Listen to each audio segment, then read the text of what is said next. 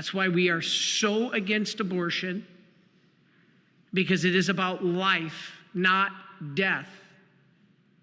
And when he defeated death, the last of God's great enemies, there's eternal life. And so he resurrected to show that this death caused by sin no longer has control over us. That's fascinating. That's how he opened the doors to heaven. Amazing. But once in heaven, he tells us things will be different. Our focus will not be on our careers, our money, our home, our goods, or even on each other. Our focus will only be on God. Now, marriage is necessary here. God created it that way.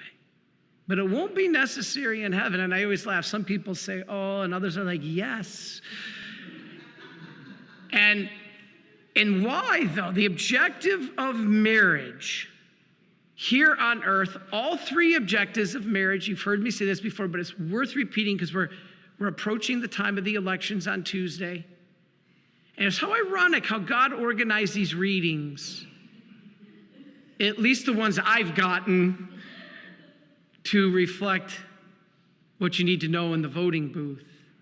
Last Friday, we did a talk when the reading was about being a good steward. What you have been given is not yours. What you have been given, you don't own. And we said on Friday that starts first and foremost with your children.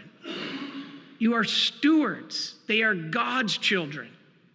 Yes, they're your earthly children, but they are given to you to care for, not to kill.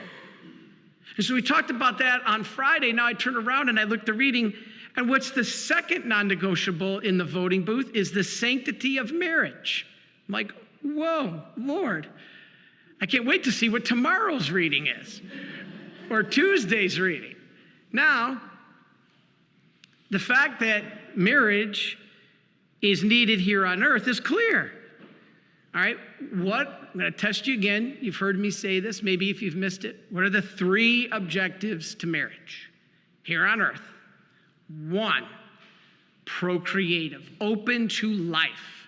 The world must reproduce, or mankind dies dies out because we have a finite lifespan here on this earth. All of us will die.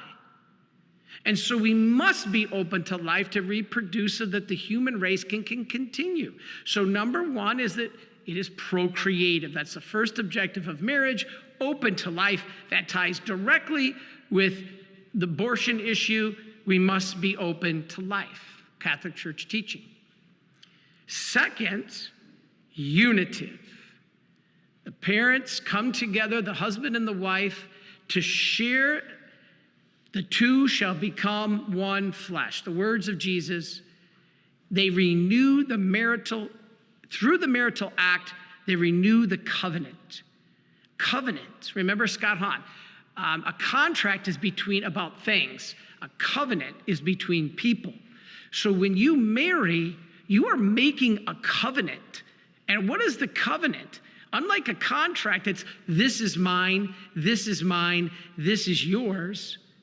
In a covenant, that's a contract. In a covenant, it's about us together. We are one. We are united. So the second objective of marriage, unitive. We will be united with one another. The wife will be united to the husband, and the two shall become one flesh. Okay? Now, the third, get your spouse to heaven.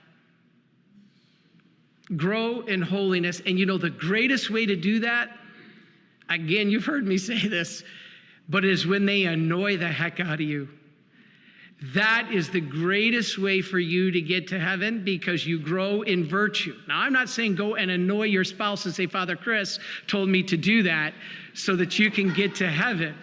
No, we don't do it that way, but your spouse and the little crosses they offer you are ways for you to grow in patience and virtue and to grow in holiness. And if your spouse is not, you help them along the way to see the need for God, to see the importance of the faith. So these three objectives, procreative, unitive, and get your spouse to heaven, are the objectives of marriage in heaven.